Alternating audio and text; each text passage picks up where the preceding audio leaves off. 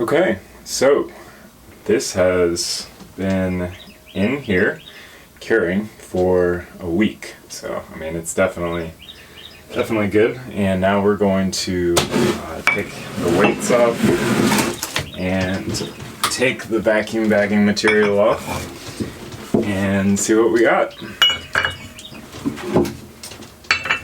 Hopefully it's like perfectly shaped for the hull, and we'll just have to sand off some fiberglass and then we can get to work on actually fiberglassing it in place.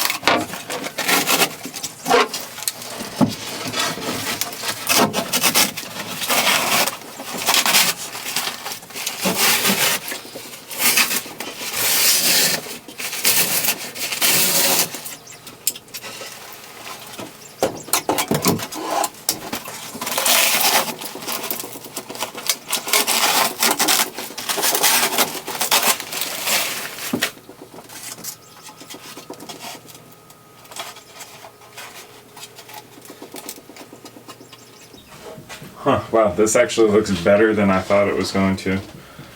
I was worried about the fiberglass adhering to this curve, but it looks pretty good. Alright, so what we're going to do is cut off this excess fiberglass, and then we're going to sand it down.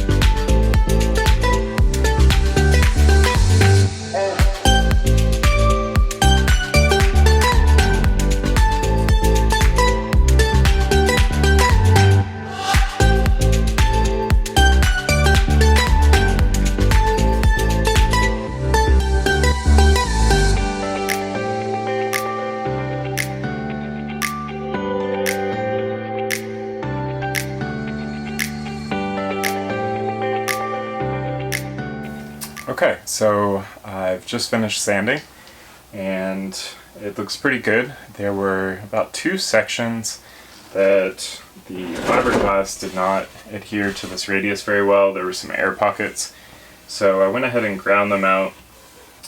This is one right here, and you can see one right here where there's just an air pocket in here, and so I just ground it out and ground out the entire area around it. I'm going to fiberglass those areas. I don't know that I need to, but I want to, just to make sure that this entire thing is encapsulated in fiberglass before we actually install it up in the V-berth. I just want to make sure that this wood is structurally sound forever and we never have to worry about it. So encasing it in fiberglass and epoxy is the way to do that, and then not drilling any holes in it. But yeah, so that's what I'm going to be working on right now.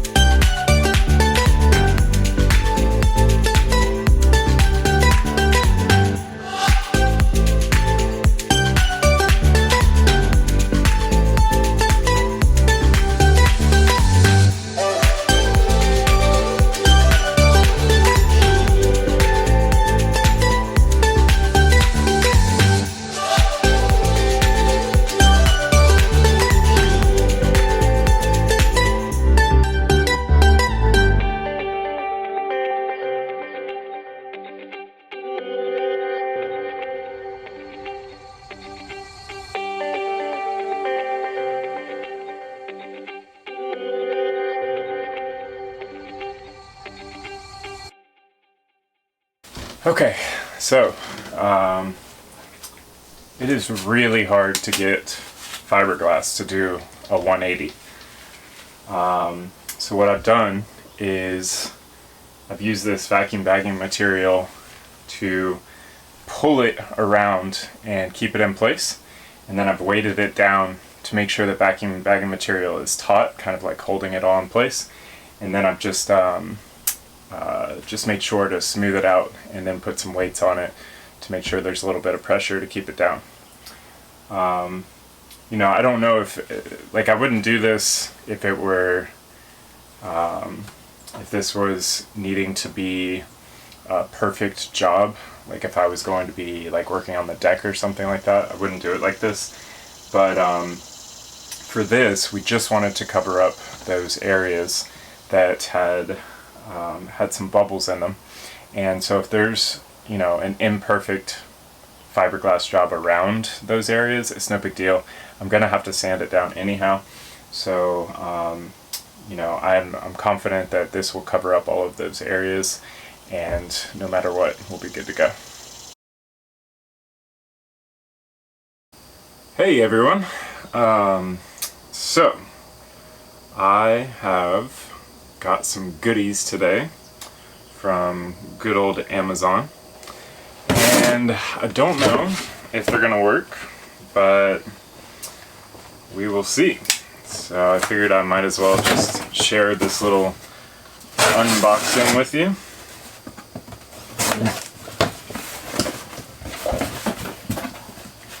Alright, so first up we have this universal surface grinding dust shroud, and basically this is something you can hook up to your angle grinder, and it's going to also hook up to your vacuum system, and it will pull away some of the dust coming off your angle grinder, which is great when you want to do some sanding with your angle grinder. This was recommended to me by one of our blog readers probably like 2 years ago, honestly. But when I looked then, these things were like $75, and there was no way that I was spending that much money. I'd rather, you know, just clean up the mess and deal with the itch. But now there's a lot of like off-brand style ones, and so this one was I don't know, 25 bucks, somewhere around there. So we'll see how it works. I don't even know if it'll fit. I imagine it will, but we will see together. And then I got some vacuum hose, and this should have some, what does it say? Do not open? I don't know why it says do not open. Anyhow, we're gonna open it. And it has a bunch of fittings that will hopefully make it work for what we need.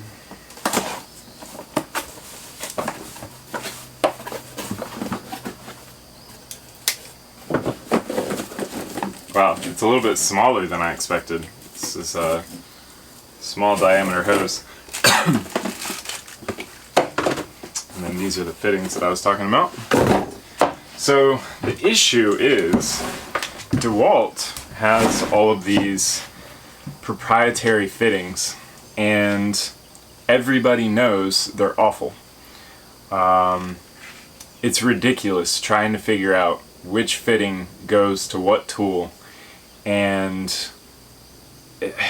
whoever came up with it just did a really bad job. I guess it's to make them more money, so you end up buying all these fittings that you don't need. I really don't know, but it was not a good deal. So this one, for example, it screws onto your hose, and then it has a locking mechanism to where when it's locked, it's on the tool, and then unlocked, it comes right off. So, you know, that's pretty cool. Except that you can't really use this for anything else.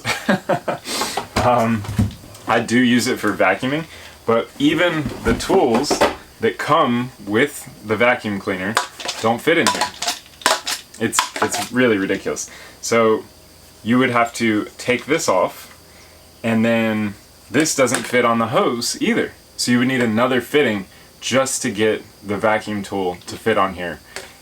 It doesn't make any sense. So I will not mention that anymore, and we will just move on and see if we can get this other vacuum to this other hose to fit on this vacuum.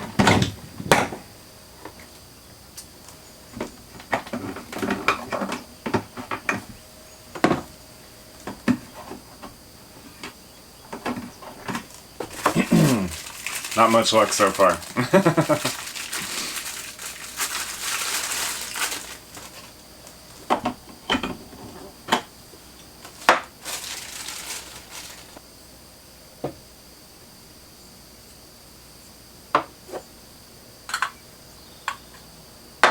Nope.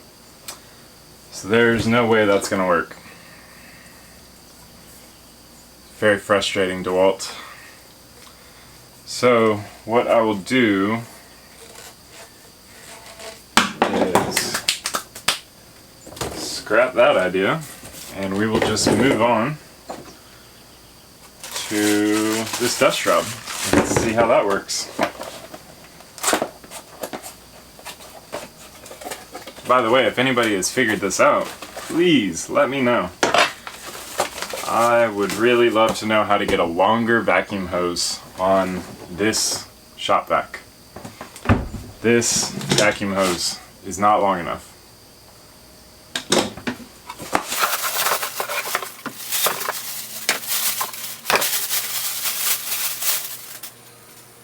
Alright, this is actually a little bit heavier duty than I thought it was going to be. It's made out of high quality plastic and metal. Cool.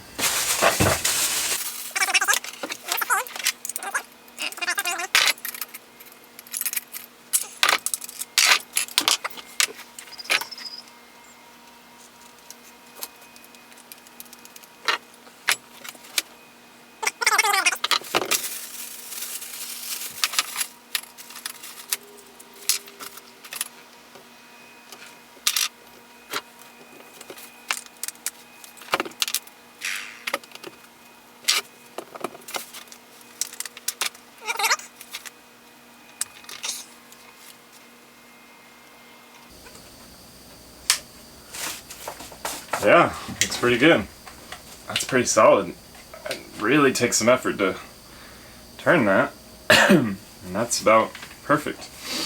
I imagine this thing slides over. Yep, sure does. Locks into place. So let's see how this will work.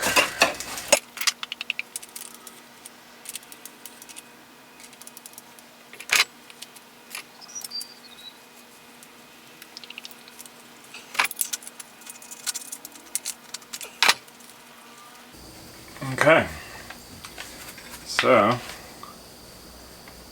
here you can see how that works. Maybe we don't want this. Give us some.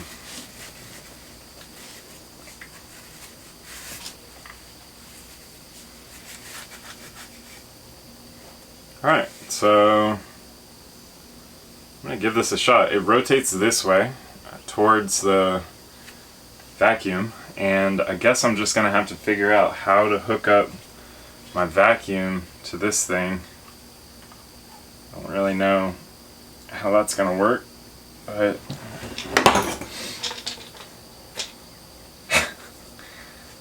not like that. Wonder if I just try to directly hook the hose to it.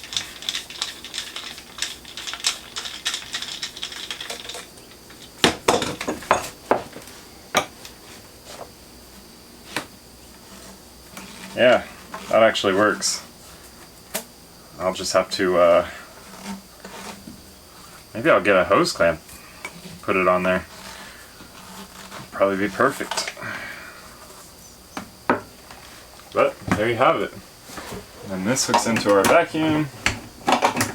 This other stupid fitting.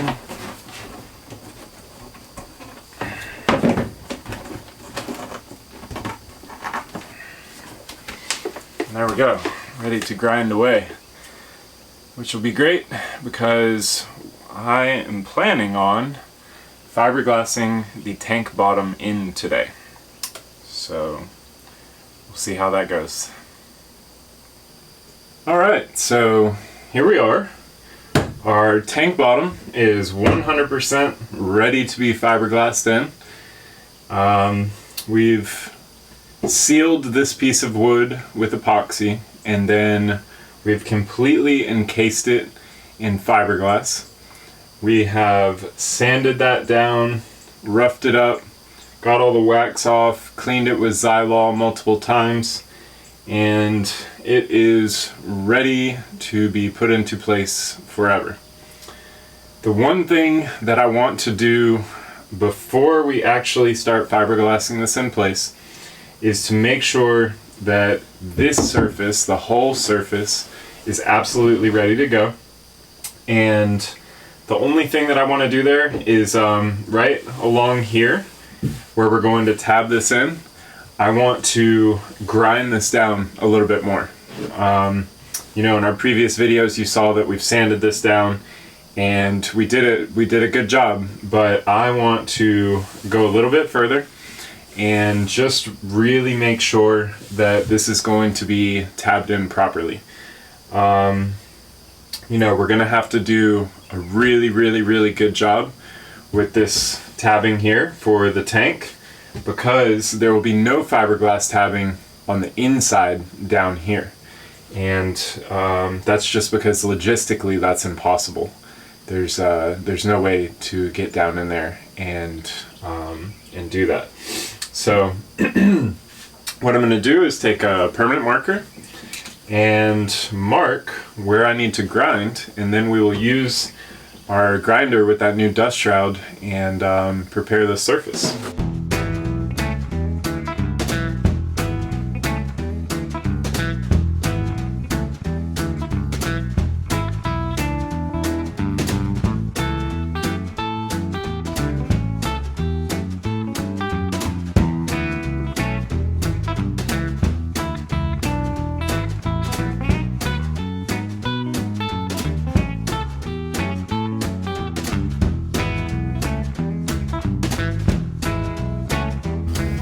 Okay, so you can see I've got two little runways here, and what I'm going to do now is vacuum some of this up and then take my sander and get some of the spots where I couldn't get in, and then we'll be ready to fiberglass after I clean it up.